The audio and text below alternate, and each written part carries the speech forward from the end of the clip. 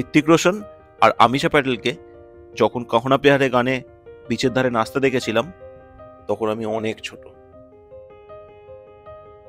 Half pant পরে মাটিতে বসে দেখতে দেখতে মনে হয়েছিল this is what the ideal man looks like and this is the ideal life. That thought of being isolated and alone on a foreign beach had been in our mind for so long that we finally made it happen after 24 years.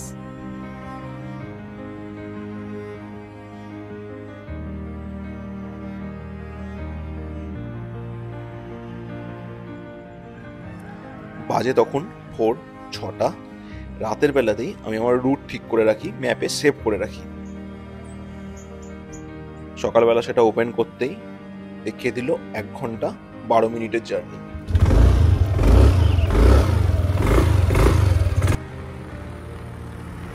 Weather হালকা ঠান্ডা ঠান্ডা, আর রাস্তাঘাট একদম ফাঁকা, কেউ নেই।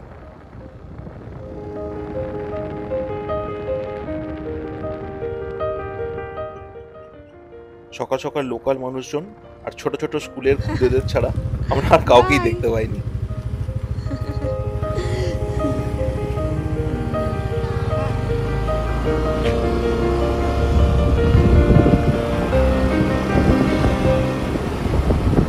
নুসা প্যানিটার মধ্যে যারা রয়েছে বা বাইরে থেকেও নুসা প্যানিটার ট্যুর হয়, তারা সবাই আসে মোটামুটি 8:30 9টার পর থেকে। কারণ আমরা যখন ফিরছিলাম তখন রাস্তায় প্রচুর গাড়ি, প্রচুর। আর এখানকার রাস্তাও বেশ হিলি, তাই মনে হবে দার্জিলিং স্কুটি চালাচ্ছ। যাই হোক, সাত সকালবেলা জার্নিটা খুব সুন্দর ছিল। চারিদিক এনজয় করতে করতে পৌঁছে গেলাম কেলিংক্লিং বিচ।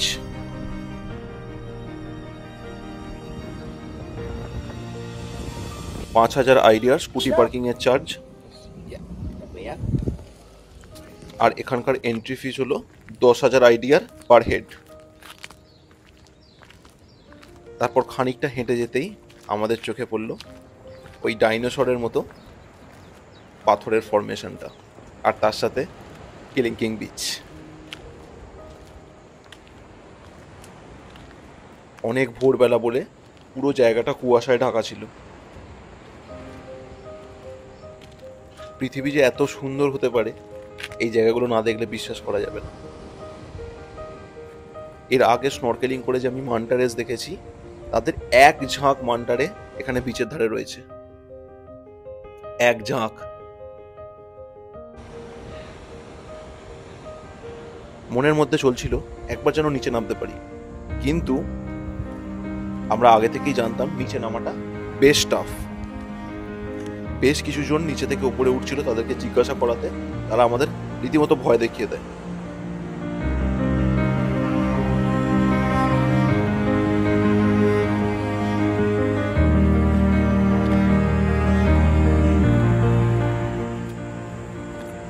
তাই ফটো তোলার জন্য একটু একটু করে নামতে শুরু করি। খানিকটা নেমে একটা ফটো তুলবো, এরকম একটা ইচ্ছা নিয়ে আস্তে আস্তে নামতে শুরু করি আমরা। বাই দ্য ওয়ে, এই সব ফটো আমাদের ইনস্টাগ্রাম হ্যান্ডেলে দেওয়া রয়েছে। ইনস্টাগ্রাম হ্যান্ডেলের নামও রোমিং রোম্যান্টিক্স 18, তোমরা চেক করো। আর যারা এখনো চ্যানেলটা সাবস্ক্রাইব করোনি, করে দিও, আমাদের ভালো লাগবে। খানিকটা সিঁড়ি করে দেওয়া রয়েছে, তারপরে কিন্তু আর সিঁড়ি নেই।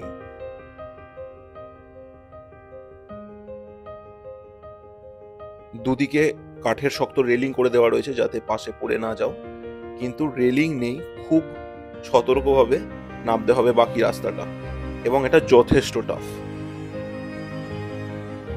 এর আগে আমরা ডায়মন্ড বিচেও নেমেছি, ডায়মন্ড বিচ অতটা টাফ নয়, এটা যতটা টাফ। আর এর রাস্তাটাও অনেকটা নিচে নামতে হবে, কারণ বিচটা অনেক নিচে।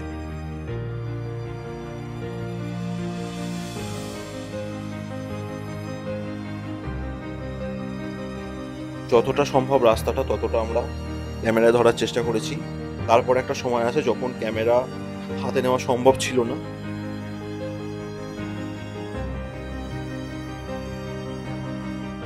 কারণ রীতিমতো 2 হাত আর 2 পা ব্যবহার করে আমাদের নামতে হয়েছে।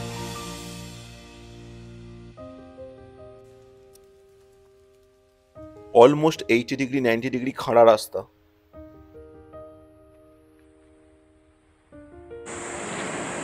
অচিরার আরো কষ্ট হয়েছিল, কারণ ফটো ভালো ওঠবার জন্য ও ড্রেস পরে এসেছিল এবং এইভাবে নামতে হবে আমরা এক্সপেক্ট করিনি, কারণ আমাদের একদমই নামার প্ল্যান ছিল না।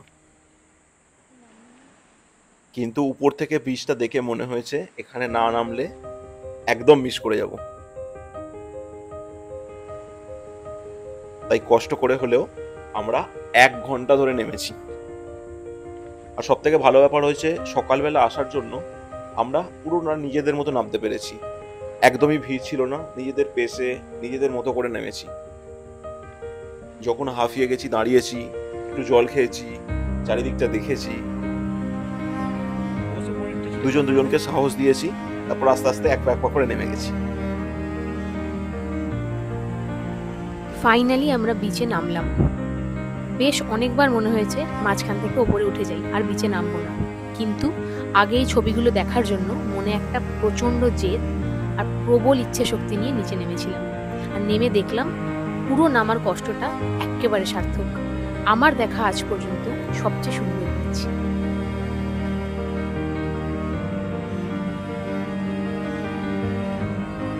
আর এর সাথে উপরই পাওনা ছিল, আমরা যেহেতু অনেক সকালবেলা এসে পৌঁছই যে কোনো বিচে, পুরো বিচটা মনে হচ্ছিল যেন আমার আর রবির একটা প্রাইভেট বিচ। একদম ফাঁকা, আমরা নিজেরা নিজেদের মতো এনজয় করছিলাম।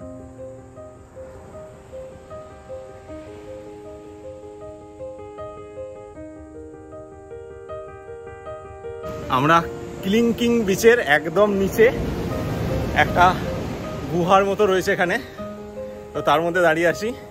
নামাটা খুব কষ্টের, মানে পুরোপুরি খাড়া, রক ক্লাইম্বিং করে নামতে হয়েছে, সেমভাবেই উঠতে হবে আমাদের। তো এটা আমার পক্ষে ও টাফ ছিল, অচিরার পক্ষে তো বিভৎস টাফ ছিল, কিন্তু ও সাহস করে নেমেছে। I am so proud of her. আর this is the famous Kelingking beach. And ওই যে ডাইনোসরের মুখটা, ওইটা, হ্যাঁ, ওপর থেকে যেটা ডাইনোসরের মুখের মতো লাগে ওইটা হচ্ছে সেটা। অ্যান্ড এই পেছন দিকে আমাদের একটা ছোট গুহার মতো রয়েছে, এখান থেকে আমরা ফটো তুলছি। এখনো রোদ ওঠেনি, মেঘ করে আছে, তো আবার ওঠাতে প্রচণ্ড কষ্ট হবে উঠতে। তো দেখা যাক। আর এখানে উপর থেকে মান্টারেস দেখা যাচ্ছিল, বাট তলায় নেমে এই ঢেউয়ের মধ্যে নামার রিস্ক নেবো না, কারণ এখানে কোনো লাইফ গার্ড নেই। ওপর থেকে প্রচুর মান্টারেস দেখেছিল, 2খানা গ্রুপ ছিল ছোট ছোট মান্টারেসের। এরা বড় নয়, আমি স্নরকেলিং করতে গিয়ে অনেক বড় বড় দেখেছি, বাট এরা একটু ছোট সাইজের। আমরা যেখান থেকে নেমেছি সেটা এই ওপর দিয়ে স্টার্ট হয়েছে, এইখান দিয়ে সোজা নেমে রীতিমতো রক ক্লাইম্বিং করতে করতে নামতে হয়েছে। আর এটা কতটা দূরে তোমরা বুঝতে পারবে এই যে নামছে সবাই, এবং উঠতেও হবে এইভাবেই। এটা এতটাই উঁচু এবং এতটাই দূরে। তারপরে যেটা পেয়েছি একটা প্রাইভেট বিচ। টোটাল বিচেতে 4 জন কি 5টা কাপল রয়েছে, দ্যাটস ইট। কেমন লেগেছে তোর নামতে? নামাটা ডিফিকাল্ট কিন্তু ওয়ার্থ ইট, কারণ তলায় যেটা আমরা দেখলাম সেটা ভীষণ সুন্দর। আর ওঠাটাও হয়তো ডিফিকাল্ট হবে, বাট আমরা একটু ওয়েট করে এখানে একটু রেস্ট নিচ্ছি, যে কিছুটা রেস্ট নিয়ে উঠবো, কারণ প্রচুর ওঠা আর প্রচুর খারাপ। ওটা উঠতে পার একটা সময় পর অ্যাকচুয়ালি কোনো সিঁড়িও নেই, মানে হাফ ফুট সিঁড়ি আছে, তারপর আর কোনো সিঁড়ি, তারপর শুধু পাথরে এবার দুদিকে নিজেকে ব্যালেন্স করে নামা। কিছুক্ষণ এখানে মজা করবো, যে নাবার ওঠা।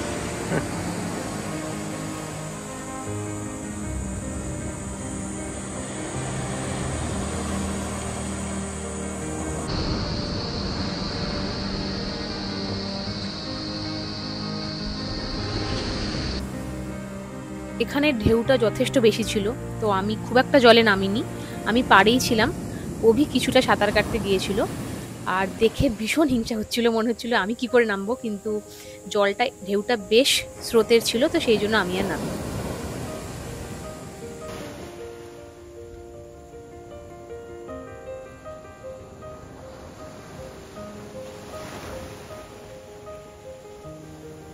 ওয়েদার ভীষণ ভালো ছিল, আমাদের মনে হচ্ছিল আরও কিছুক্ষণ থাকি। বেলা বাড়ছিল, তখনও বিচ প্রায় ফাঁকা, আর আমরা দূরে দেখতে পাচ্ছিলাম প্রচুর লোক আস্তে আস্তে বিচে নামার চেষ্টা করছে। কিন্তু আমাদের সেদিনকে আরও একটা জায়গা দেখার ছিল, তো সেই জন্য আস্তে আস্তে আমরা আর কিছুক্ষণ থেকে এবার প্ল্যান করছিলাম আবার সেই রক ক্লাইম্বিং করে ওপরে ওঠার আর নেক্সট ডেস্টিনেশনে যাওয়ার।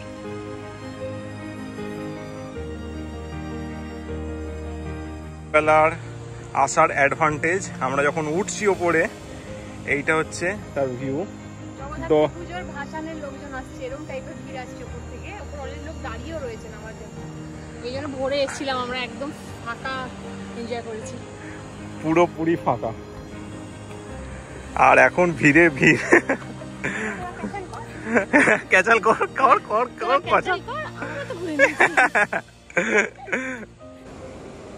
বালিতে আসার আগে যদি ইনস্টাগ্রামে সার্চ করো বা গুগলে সার্চ করো, এই বীজটা সবচেয়ে আগে আসে এটার এই অদ্ভুত রক ফরমেশনের জন্য। তো বহু দিন ধরে এটা দেখার ইচ্ছা ছিল, আর বিশ্বাস করো বীজটা তোমরা ছবিতে যেরকম দেখছো, সামনে তার থেকে অনেক অনেক সুন্দর দেখতে, জলের রং অসাধারণ। এখান থেকে ওঠার জন্য একদম ইচ্ছা করছিল না, কিন্তু আমাদের সময় কম আর একটা জায়গা যাওয়ার, তাই জন্য অনেকটা মনে আনন্দ নিয়ে ফাইনালি বীজ থেকে আমরা উঠলাম।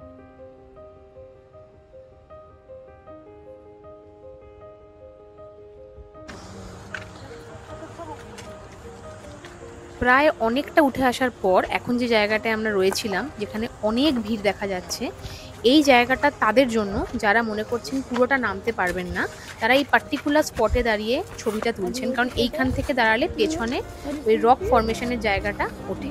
তো যারা নামতে পারবেন না তারা সবাই এইখানে দাঁড়িয়ে ছবি টবি তুলে নিচ্ছেন, কিন্তু আমরা যেহেতু পুরোটা নেমে এসেছিলাম, আমরা এখানে দাঁড়িয়ে সময় নষ্ট করিনি, আমরা এবার উঠে গেছিলাম।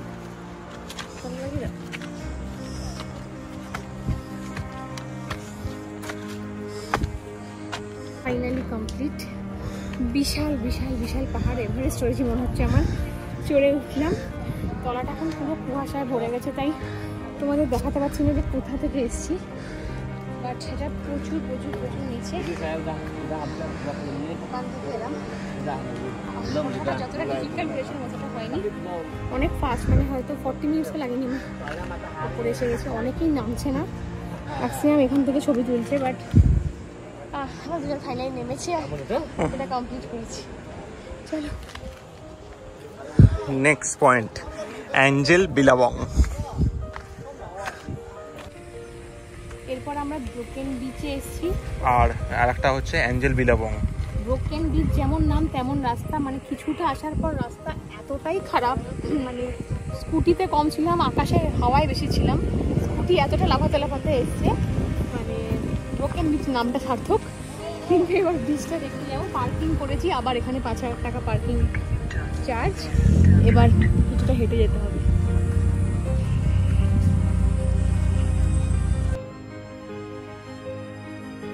ভালো হয়, হাই টাইড, প্রচন্ড হাই টাইড, বোটগুলো জাম্প করছিল,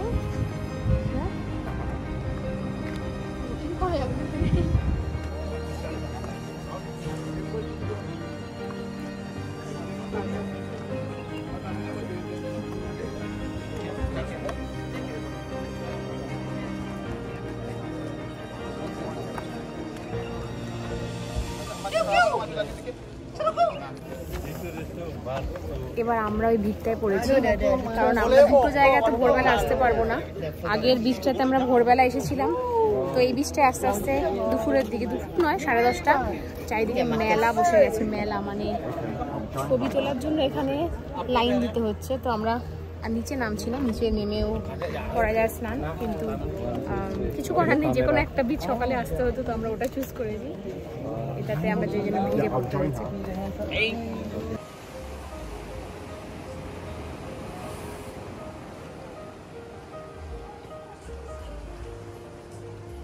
এইটারই গোটা 4 দিনটা ঘোরা যায়, বুঝেছিস? এইটা রাখা যাচ্ছে।